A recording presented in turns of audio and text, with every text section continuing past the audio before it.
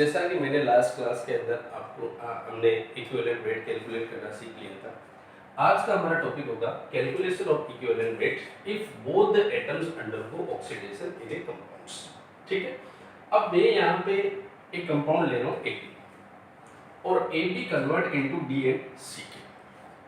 ठीक है, तो A का भी यहाँ ऑक्सीडेशन हो रहा है और B का भी ऑक्सीडेशन हो रहा है।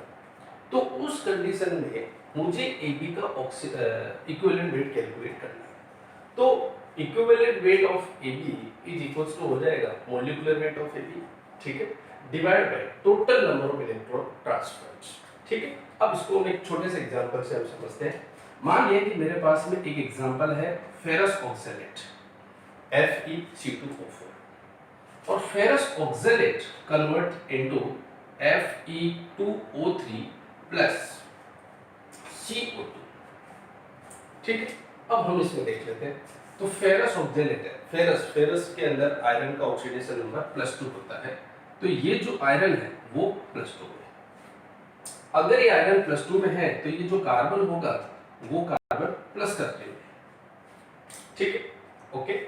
अब इस केस में अगर देखें तो iron 2x minus 2 into 3 equals to 0, तो 2x इक्वल्स टू 6 है, तो x इक्वल्स टू आ गया प्लस का 3। और यहाँ पर कार्बन जो आएगा x minus 2 into 2 equals to 0, तो x इक्वल्स टू आ गया प्लस का 4। तो मतलब आयरन +2 से कहाँ जा रहा है, +3 में जा रहा है। इसका मतलब इसका ऑक्सीडेशन हो रहा है। फिर इसी तरीके से C2O4 में कार्बन +3 से +4 में जा रहा है, तो इसका भी ऑक्सीडेशन हो रहा है। तो अब हमें FeC2O4 का इक्विवेलेंट वेट चाहिए। तो देखो हम कैसे कैलकुलेट करेंगे। सबसे पहले Fe+2 कन्वर्ट इनटू Fe+3। ठीक है, तो एक इलेक्ट्रॉन्स का ट्रांसफर हुआ और एक इलेक्ट्रॉन का ट्रांसफर हुआ, तो इसके लिए n फैक्टर हो गया हमारा 1। इसी तरीके से C2O4-2, तो C2O4-2 ion convert into 2CO2। यहां पे +3 ऑक्सीडेशन स्टेट है और यहां कार्बन का +4 ऑक्सीडेशन स्टेट है। तो सिंगल कार्बन जब CO2 में कन्वर्ट होगा तो 1 इलेक्ट्रॉन का ट्रांसफर होगा, लेकिन यहाँ पे 2 कार्बन जा रहे हैं, तो इसका मतलब टोटल 2 इलेक्ट्रॉन्स का ट्रांसफर हो गया। और जब 2 इलेक्ट्रॉन का ट्रांसफर होगा तो इसके लिए n इक्वल्स टू क्या हो गया, 2। तो अब हमें टोटल देखना पड़ेगा। तो total number of electrons equals to कितने इलेक्ट्रॉन का ट्रांसफर हो रहा है, 3 इलेक्ट्रॉन्स। और जो 3 इलेक्ट्रॉन्स है वो ही हमारे लिए वैलेंसी फैक्टर है। तो अब इस FeC2O4 का इक्विवेलेंट वेट आ जाएगा EW equals to MW of FeC2O4 divide by valency factor, और वो वैलेंसी फैक्टर 3 है। ठीक है, इस तरीके से हम जो है कैलकुलेट कर सकते हैं with respect to equivalent weight. एक और मैं आपको एग्जांपल समझा देता हूं। नेक्स्ट एग्जांपल काफी पॉपुलर एग्जांपल है, ठीक है, और अच्छे से हमारे को इसको डील करना है। नेक्स्ट एग्जांपल है AS2S3। इसको हम आर्सेनिक सल्फाइड बोलते हैं और आर्सेनिक सल्फाइड कन्वर्ट हो रहा है ASO4-3 arsenate ion, and sulfide ion is converted into SO4-2। अब इस कंडीशन में, इस प्रॉब्लम में हमारे को आर्सेनिक सल्फाइड का इक्विवेलेंट वेट फाइंड करना है। ठीक है, तो सबसे पहले हम इनका दोनों का चार्ज देख लेते हैं। तो सल्फर यहाँ पे लोवेस्ट ऑक्सीडेशन स्टेट में है और सल्फर का लोवेस्ट ऑक्सीडेशन स्टेट होता है -2। तो अगर सल्फर अगर -2 है तो आर्सेनिक का कैलकुलेट कर लेते हैं, तो आ जाएगा 2x - 2 × 3 = 0, तो x = आ जाएगा +3। मतलब सल्फर -2 में है तो आर्सेनिक यहाँ पर +3 ऑक्सीडेशन स्टेट। अब यहाँ पे अगर हम बात करें तो x - 2 × 4 = -3। ठीक है, तो x - 8 = -3, तो x = आ गया +5। तो आर्सेनिक यहाँ पर +5 में है। ओके, फिर सल्फर x - 2 × 4 = -2, तो x यहां पर आ जाएगा प्लस का 6। तो मतलब कि यहां पे आर्सेनिक प्लस 3 से आर्सेनिक प्लस 3 से प्लस 5 में जा रहा है, ठीक है। तो ऑक्सीडेशन हो रहा है आर्सेनिक का।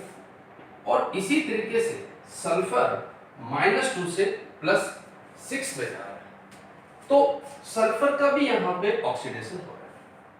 अब हमें देखना है कि आर्सेनिक सल्फाइड जब कंप्लीटली इन कंपाउंड में कन्वर्ट होगा तो कितने इलेक्ट्रॉन का ट्रांसफर होने वाला है। तो फर्स्ट ऑफ ऑल हम आर्सेनिक देख लेते हैं। तो 2s दिया, ठीक है, और ये कन्वर्ट हो जाएगा AsO4 का 3। तो एक सिंगल आर्सेनिक यहां पे +3 ऑक्सीडेशन स्टेट आ रहा है और इस आर्सेनिक का ऑक्सीडेशन स्टेट आ रहा है +5।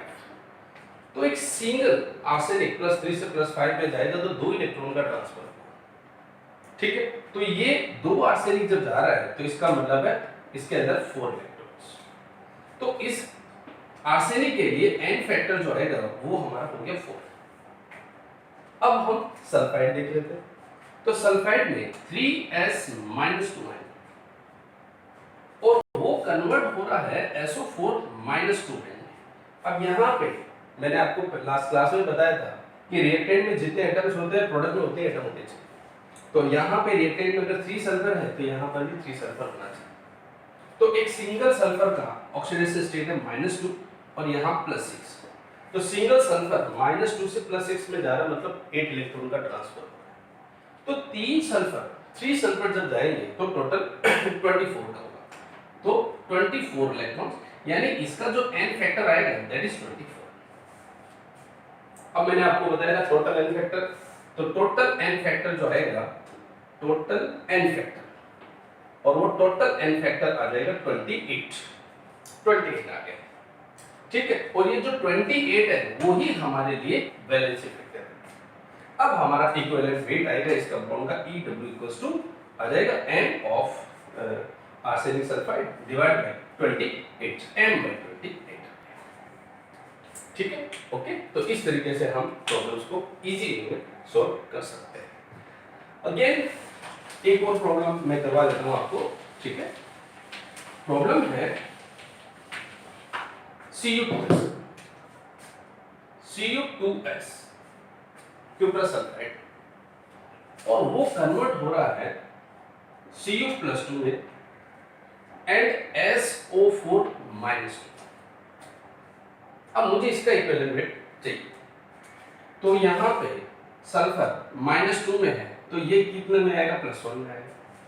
और ये है कॉपर +2 में है और यहां पर है +6 में। तो अगेन कॉपर +1 से +2 में जा रहा है, अगेन इसका ऑक्सीडेशन, और सल्फर -2 से +6 में जा रहा है तो इसका भी ऑक्सीडेशन। अब हमें इंडिविजुअली देखना पड़ेगा। तो कॉपर +1 से कॉपर +2 में जा रहा है, यहां सिंगल कॉपर, यहां 2 कॉपर है तो 2 कॉपर्स। तो 2 कॉपर के लिए टोटल इलेक्ट्रॉन्स आएंगे 2 इलेक्ट्रॉन्स। तो इसका मतलब इसका n फैक्टर आ गया 2। अब हम सल्फर देख लेते हैं। तो सल्फर -2 है, -2 से SO4 -2 में जाता है। अभी मैंने आपको बताया था कि -2 से अगर SO4 -2 में है तो टोटल 8 इलेक्ट्रॉन्स का ट्रांसफर होगा, ठीक है। अब 8 इलेक्ट्रॉन्स का ट्रांसफर है तो इसके रेस्पेक्ट में हो गया 8। तो हमारा जो टोटल इलेक्ट्रॉन्स है, टोटल n फैक्टर आएगा, total n factor that will be equals to 10। और ये जो 10 है वो ही हमारे लिए वैलेंसी फैक्टर है। अब इसका इक्विवेलेंट वेट, तो इक्विवेलेंट वेट इक्वल्स टू आ जाएगा m/10। ये हमारा आंसर है m/10, ठीक है। अब हम नेक्स्ट पॉइंट्स के बारे में डिस्कस करते हैं। Calculation of equivalent weight in disproportionation reactions, ठीक है। Calculation of equivalent weight, calculation of equivalent weight in disproportionation reaction, proportionation reactions, ठीक है। जैसा कि हमने लास्ट क्लासेस में देखा था, मैंने आपको लास्ट क्लास में बता दिया था कि डिसप्रोपोर्शनेशन रिएक्शन क्या होती है। तो डिसप्रोपोर्शनेशन रिएक्शन में कोई एटम A है, वो साइमल्टेनियसली ऑक्सीडाइज होगा और एज वेल एज वो रिड्यूस भी हो जाएगा। ठीक है, तो हम इस रिएक्शंस को डिसप्रपोर्शनेशन रेडॉक्स रिएक्शन कहते हैं। अब इसमें एक छोटा सा एग्जांपल ले लेते हैं। Find equivalent weight of Br2, ठीक है, if it converts into Br minus ion and BrO3 minus, ठीक। तो इस रिएक्शंस में Br2 कन्वर्ट हो रहा है Br माइनस आयन और प्लस BrO3 माइनस। तो ब्रोमीन फ्री स्टेट में है तो इसका ऑक्सीडेशन स्टेट आएगा 0। यहां पे ब्रोमीन -1 में है, -1 चार्ज, और यहां पे ब्रोमीन आ जाएगा +5। तो ब्रोमीन 0 से जा रहा है -1 में, इसका मतलब इसका रिडक्शन हो रहा है। और वही ब्रोमीन 0 से +5 पे जा रहा है, मतलब इसका ऑक्सीडेशन हो रहा है। तो अब हमारे को सेपरेटली डील करना पड़ेगा ऑक्सीडेशन एंड रिडक्शन रिएक्शंस को।